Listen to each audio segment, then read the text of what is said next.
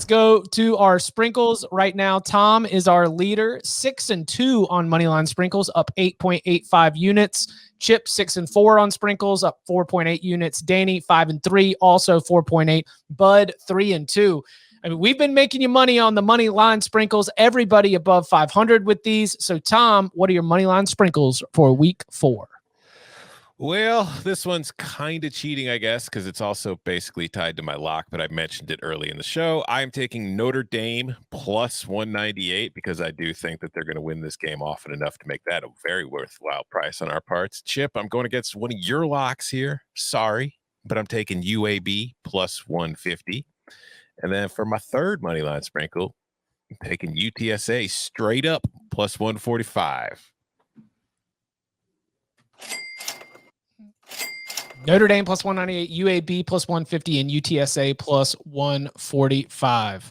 Okay, what is the best price that I can get on Nebraska? 180. 180, yep. Let's go Nebraska plus 180 for Western Kentucky. Chip, I hope you bought that family size on Nebraska because we're sprinkler agreement there. Pass that around the table. Yes. You want the Western Nebraska too? I want the Nebraska. Oh no, but I'm talking about Chip. You want Western Kentucky? Yeah. So let me see where I can find that for you here. I did not have that one ready, but I can get you 285. Okay. Oh, there's 295s out there. And then this last 295s. Yeah, and there's a 315, but I think that's probably a data pool. Shady, yeah. This last one is just blowing what the units that I have won and spending them on something that would be absolutely hilarious. Give me Tennessee plus 820. Oh, come on. Well, I'm going to see that actually seems small to me. So I'm going to see if I can find you something. Nope. That's the biggest I can find. Tennessee plus 820. Tennessee plus 820 because it would be so funny if first-year coach Josh Heupel goes into the swamp against a Florida team that was a 2-point conversion away from taking Nick Saban to overtime and gets out of there.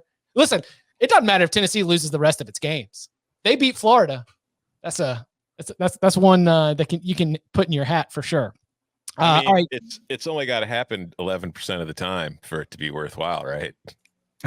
And listen, hilarious does happen at least 10% of the time in college football.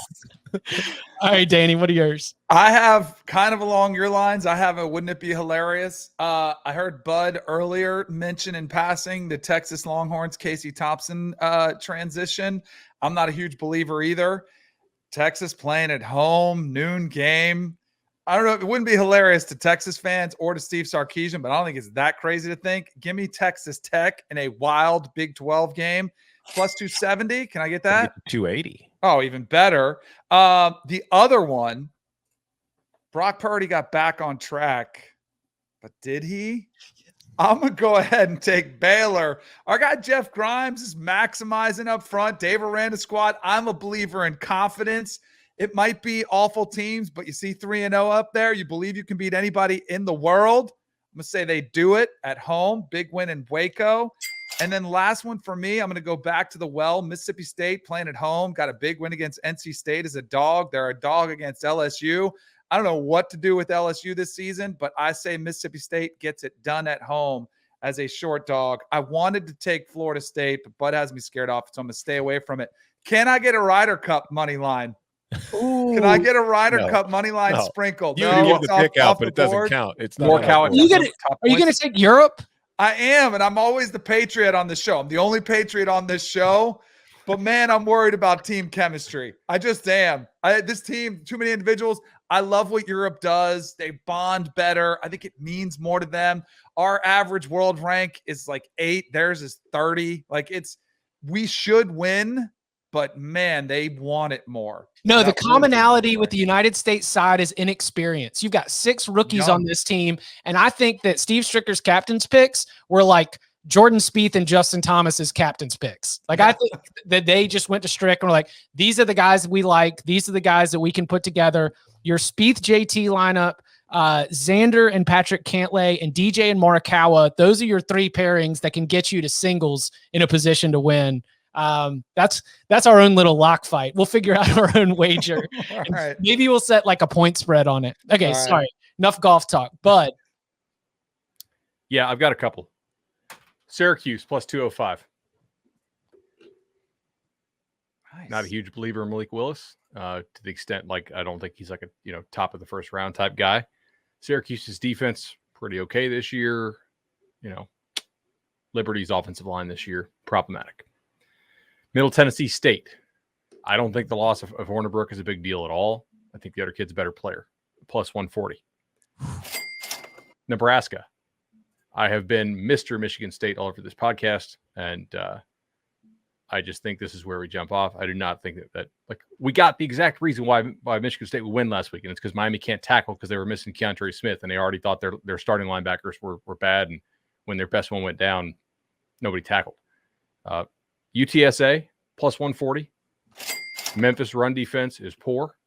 That's something I think UTSA will exploit quite a bit.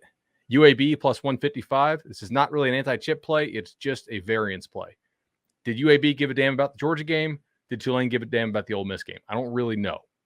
But I do think that UAB is a decent football team. So those are the main ones that I like this week.